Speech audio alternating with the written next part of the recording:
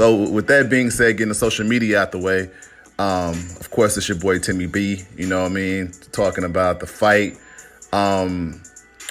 Just recapping the fight, you know, for those who don't know, Terence Crawford, he won the fight. We're going to break it down and kind of go over, you know, the different rounds on it.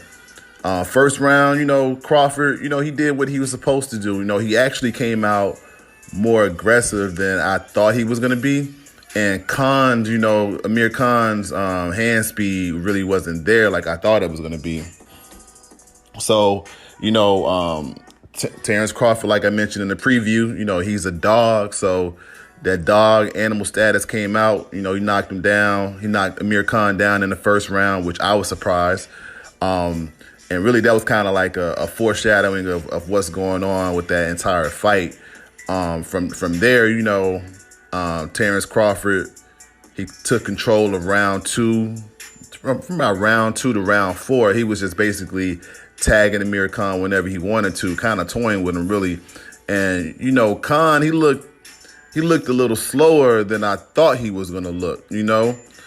He really wasn't catching the rhythm at all. And so, you know, Crawford was really just tagging him, you know, toying with him. Khan looked off balance. So, you know, basically in the first 4 rounds, I had to score like Terence Crawford 40, Amir Khan 35 because of the knockdown in the first round. Now in the 5th round, Amir Khan, he did start to catch a rhythm in that last minute of the 5th round. He caught Terence Crawford with a couple good shots. And for that alone, and also comparing to the previous rounds, I gave Amir Khan that 5th round.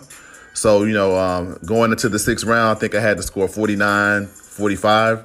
So it was something that he, you know, if he had the fortitude, it was something he still could have probably came back from if he would right the ship.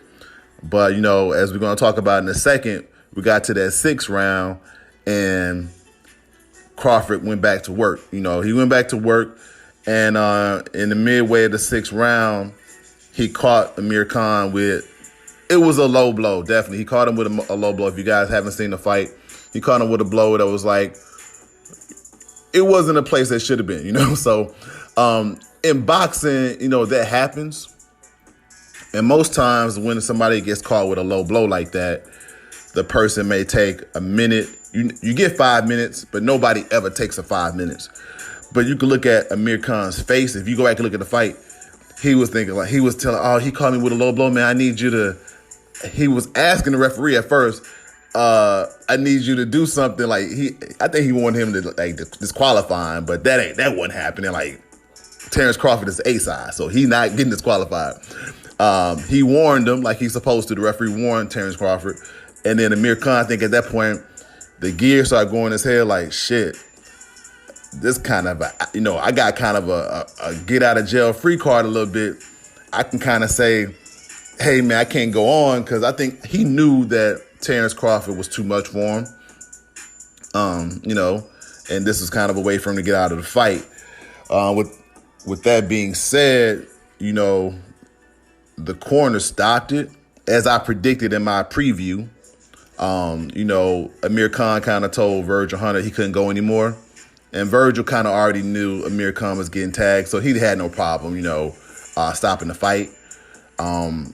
I wasn't surprised. Like I said, if you guys listen to my preview of the fight, I expected that fight to get called as a TKO. I expected it to happen in the 8th round. It happened in the 6th round. So the thing that I didn't expect, though, is that Amir Khan's hand speed wasn't where I thought it was. And I thought that hand speed was going to buy him a couple rounds to get to the 8th round before Crawford figured him out. But that wasn't even the case. So I couldn't even, you know, bank on that.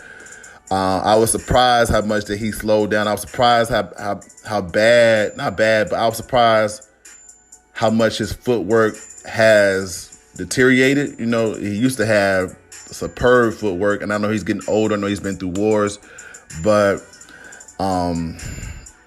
yeah, it wasn't a good look. So we're going to take a quick intermission. We're going to be back with as far as my thoughts, my final thoughts on the fight.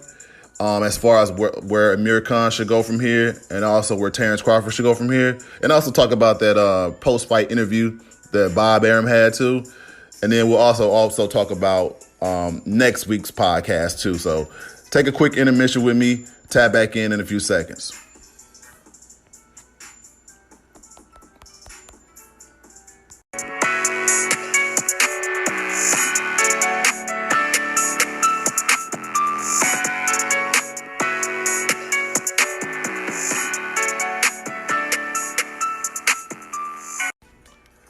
All right, everybody, we back with You Can't Play Boxing podcast.